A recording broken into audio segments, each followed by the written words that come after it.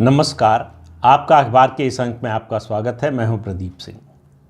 आज एक बुरी खबर देने के लिए आपको ये कार्यक्रम बना रहा हूं और बुरी खबर ये है कि नागरिकता संशोधन कानून यानी सिटीजनशिप अमेंडमेंट एक्ट CAA, जिसकी बड़ी चर्चा हुई, बड़ा विवाद हुआ, बड़ा हल्ला हंगामा हुआ, उसको बने 4 साल होने जा रहे हैं। इस दिसंबर में हो जाएंगे, 11 दिसंबर को, या कहें कि 10 जनवरी को, अगले साल 10 जनवरी को।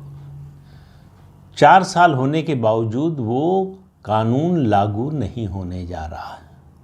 ये इसकी कोई औपचारिक घोषणा सरकार ने नहीं की है, लेकिन सरकार के सूत्रों से, सरकार की ओर से, बल्कि सूत्रों से नहीं बल्कि आधिकारिक रूप से जो टुकड़ों टुकड़ों में जानकारी आ रही है, उसके आधार पर मैंने ये निष्कर्ष निकाला है। कैसे और क्या है वो जानकारी, ये सब आपको बताता हूँ। पहले आप जान लीजिए इसका थोड़ा सा बैकग्राउंड। सिटीजनशिप अमेंडमेंट एक्ट लाने की ज़रूरत क्यों पड़ी? अफ़गानिस्तान, पाकिस्तान और बांग्लादेश, ये 3 ऐसे देश हैं जहाँ हिंदू, बौद्ध, सिख, जैन, पारसी और क्रिश्चियन रहते थे। इनको इनके धर्म के आधार पर प्रताड़ित किया जाता था, रिलीजियस परसिक्यूशन होता था। उससे बचने के लिए उनके पास कोई रास्ता नहीं था, सिवाय एक ही देश था उनके पास, भारत, जहां वो आ सकते थे। तो भारत आने की कोशिश, कुछ लोग वीज़ा लेकर आए, कुछ लोग बिना वीज़ा लिए आए, और भारत में उन्होंने एक तरह से शरण ली। भारत सरकार ने तय किया कि चूंकि दुनिया में और कोई देश नहीं है जो इन लोगों को शरण दे सके, इन लोगों को नागरिकता दे सके, इसलिए भारत इनको नागरिकता देगा। और क्योंकि ये रिलीजियस परसिक्यूशन है, इसलिए इससे जो है मुसलमानों को अलग रखा गया, क्योंकि ये तीनों मुस्लिम देश हैं और इस्लाम को न मानने वालों के खिलाफ ये सब अत्याचार हो रहे थे। तो सरकार ने तय किया और इसका बड़ा स्वागत हुआ। आपको याद होगा 2019 का लोकसभा चुनाव, पश्चिम बंगाल में भारतीय जनता पार्टी ने ये घोषणा की कि 2019 में सरकार आने के बाद वो सिटीजनशिप अमेंडमेंट एक्ट लाएगी और ऐसे सभी लोगों को भारत की नागरिकता देगी।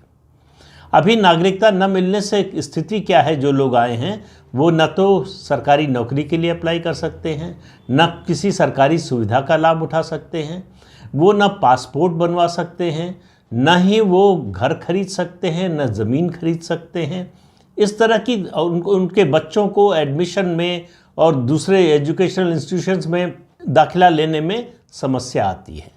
इन सब समस्याओं का समाधान यही था कि उनको भारत की नागरिकता दे दी जाए, और सरकार ने तय कर लिया, उसका कट ऑफ पीरियड तय किया 2014 कि 2014 से पहले जो लोग आ गए हैं उन सबको नागरिकता दी जाएगी। अब ये बहुत अच्छा कदम था। इस आश्वासन के आधार पर पश्चिम बंगाल में ऐसे लोगों की सबसे ज़्यादा संख्या है मतुआ समाज की, जो बांग्लादेश से और कुछ पाकिस्तान से भी आए हैं, लेकिन पाकिस्तान से बहुत ही कम है, ज़्यादातर बांग्लादेश से आए हैं। उनके लिए ये मुद्दा जीवन मरण का प्रश्न था, सबसे बड़ा मुद्दा था उनके लिए, बल्कि है अब भी। और इस आश्वासन पर उन्होंने खुलकर वो साथ दिया, भारतीय जनता पार्टी का बड़े पैमाने पर वोट दिया। वो पश्चिम बंगाल के कई इलाकों में बहुत प्रभावी हैं, उनकी संख्या भी अच्छी खासी है, राजनीति में उनका दखल है, तो इसलिए उन्होंने बीजेपी का साथ दिया। और नतीजा ये हुआ कि बीजेपी 42 में से 18 सीटें पश्चिम बंगाल में लोकसभा की जीत गई, और वादे के मुताबिक 2019 में सरकार बनने के बाद कानून बना दिया। अब हुआ क्या, 9 दिसंबर 2019 को लोकसभा ने इस विधेयक को पास किया, 11 दिसंबर 2019 को राज्यसभा ने पास कर दिया, 19 दिसंबर को ये एक्ट बन गया, और 10 जनवरी 2020 से ये लागू हो गया। लेकिन अब एक पेंच है किसी भी कानून को लेकर। जब कानून बनता है तो उसके साथ उसको लागू करने के लिए उसके रूल्स बनाने पड़ते हैं, नियम बनाने पड़ते हैं। अगर नियम ना बने तो वो कानून लागू नहीं हो सकता। एक उदाहरण आपको देता हूँ कि कैसे इसका असर होता है। 1988 में 1988 में बहुत दबाव पड़ा राजीव गांधी की सरकार पर बेनामी प्रॉपर्टी को लेकर कि उसकी वजह से काला धन बढ़ रहा है, बेनामी प्रॉपर्टी के जरिए जो है काले धन को खपाया जा रहा है। तो मजबूरी में, तो दबाव में आकर उन्होंने संसद से एक कानून पास कराया बेनामी प्रॉपर्टी के खिलाफ। बेनामी एक्ट पास हो गया, लेकिन उसके रूल्स फ्रेम नहीं किए। नतीजा ये हुआ कि वो लागू नहीं हुआ।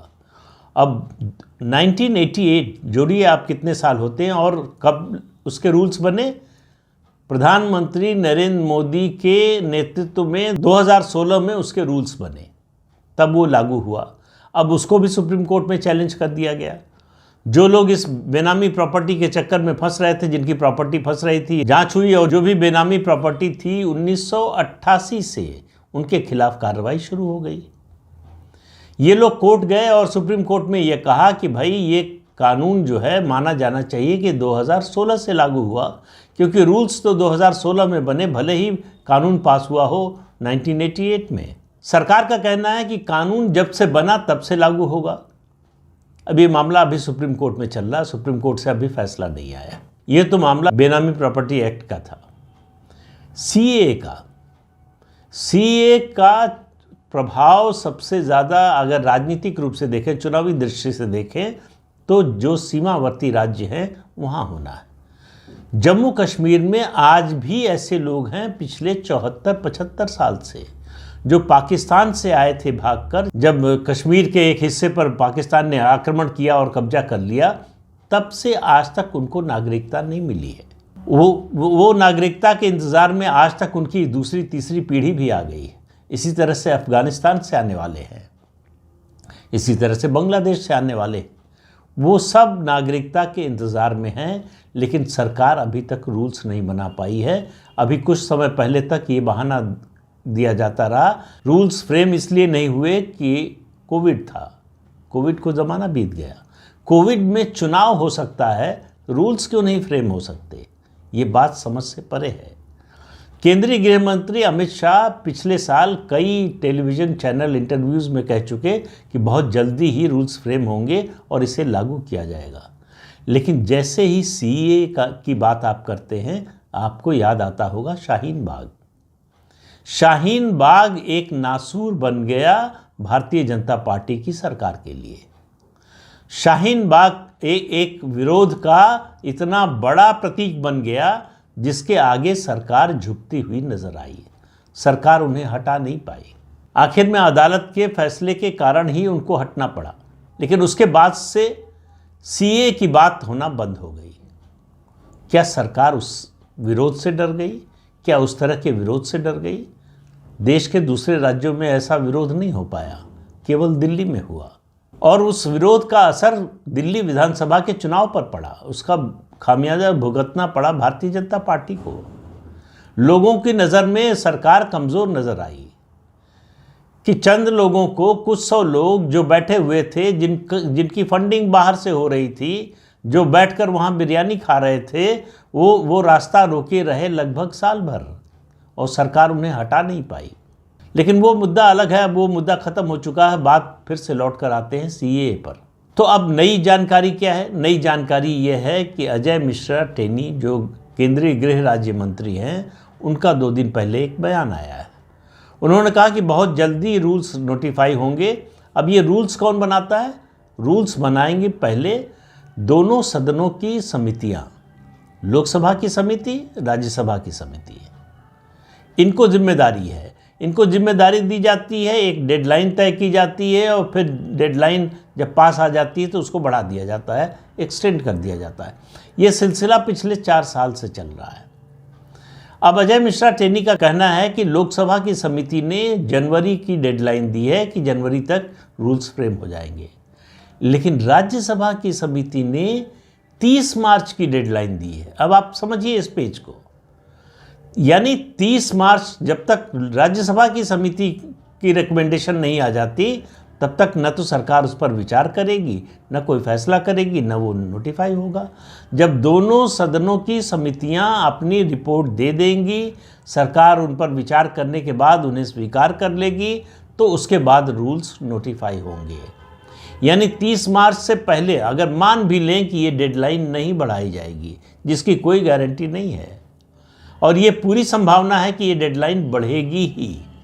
ये मैं अनुमान के आधार पर और पिछले अनुभव के आधार पर कह रहा हूँ। तो 30 मार्च को अगर मान ले अंतिम तारीख भी, तो 30 मार्च को अगर रिपोर्ट आएगी तो सरकार उस पर विचार करने में कितना समय लगाएगी, कितने दिन लगाएगी, फिर उसको नोटिफाई करने में कितने दिन लगाएगी, इसका कोई रोड मैप अभी तक सामने है नहीं। लेकिन उसमें अब एक दूसरा पेज भी है। दूसरा पेज ये है कि आपको याद होगा 2019 के लोकसभा चुनाव की अधिसूचना 10 मार्च को जारी हो गई थी। उम्मीद ये की जानी चाहिए कि इस बार भी 10, 12, 14 मार्च मतलब 2, 4, 6 दिन आगे पीछे फिर से अधिसूचना चुनाव की, लोकसभा चुनाव की जारी होगी। तो मॉडल कोड ऑफ कंडक्ट लग जाएगा। क्या मॉडल कोड ऑफ कंडक्ट लगने के बाद केंद्र सरकार सीए के रूल्स को नोटिफाई कर सकती है, उसे लागू कर सकती है? मान लीजिए नोटिफाई कर भी दे तो उसे लागू नहीं कर सकती। अब इसका असर पश्चिम बंगाल और असम 2 राज्यों पर सबसे ज़्यादा पड़ेगा, खास तौर से पश्चिम बंगाल, जहां बीजेपी के लिए चुनौती 2019 की तुलना में ज़्यादा कठिन हो गई है। क्या मतुआ समुदाय के लोग केवल इस बात से आश्वस्त हो जाएंगे कि सरकार ने रूल्स को नोटिफाई कर दिया है, या रूल्स नोटिफाई किए तब क्या आश्वासन देगी सरकार, ये समझ से परे है। तो मतुआ समुदाय के लिए मैंने कहा जीवन मरण का प्रश्न है सीए।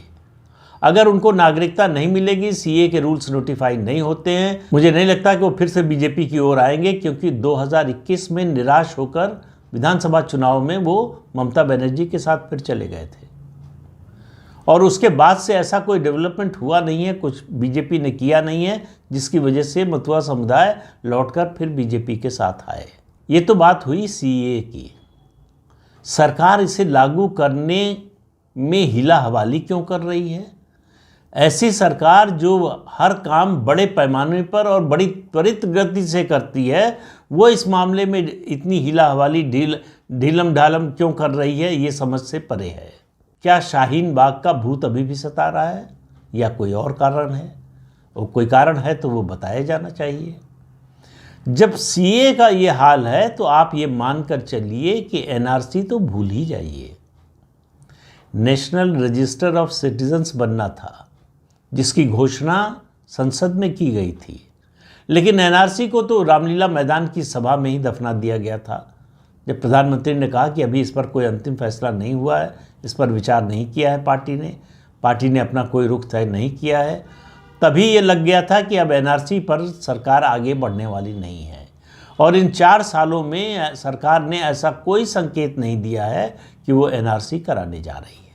इसी एनआरसी की आशंका में मुस्लिम समाज ने सेंसस का विरोध करना शुरू कर दिया था। हालांकि ये दूसरी बात है कि सेंसस टला इसलिए कि कोविड आ गया था। देखिए, दोनों में फ़र्क है। सेंसस के लिए घर घर जाकर आंकड़े इकट्ठा करने होते हैं, रूल्स फ्रेम करने के लिए किसी घर जाने की ज़रूरत नहीं है। तो सीए और एनआरसी दोनों ठंडे बस्ते में चले गए हैं। सीए का चूंकि कानून बन चुका है, केवल रूल्स फ्रेम होने हैं, वो देर सबेर कभी होगा, लेकिन वो समय कब आएगा इसके बारे में किसी को पता नहीं है। और जो तथ्य सामने हैं उनको देखते हुए इतना कहा जा सकता है कि इस 2024 के लोकसभा चुनाव से पहले सीए लागू नहीं होगा। तो ये सीए के बारे में सरकार का जो ये रवैया है, ये बड़ा निराश करने वाला है, बहुत दुखी करने वाला है। ये एक मेरी नज़र में एक डिफेंसिव कदम है, रक्षात्मक कदम है। यानी सरकार किसी विवाद में नहीं पड़ना चाहती है, विवाद से बचना चाहती है। उसे लगता है सीए लागू करने की कोशिश करेंगे, फिर से विवाद होगा और वो विवाद चुनाव के समय क्या मोड़ लेगा पता नहीं। तो जब चुनाव का समय नहीं था तब भी नहीं किया, अब चुनाव का समय आ गया इसलिए नहीं करेंगे।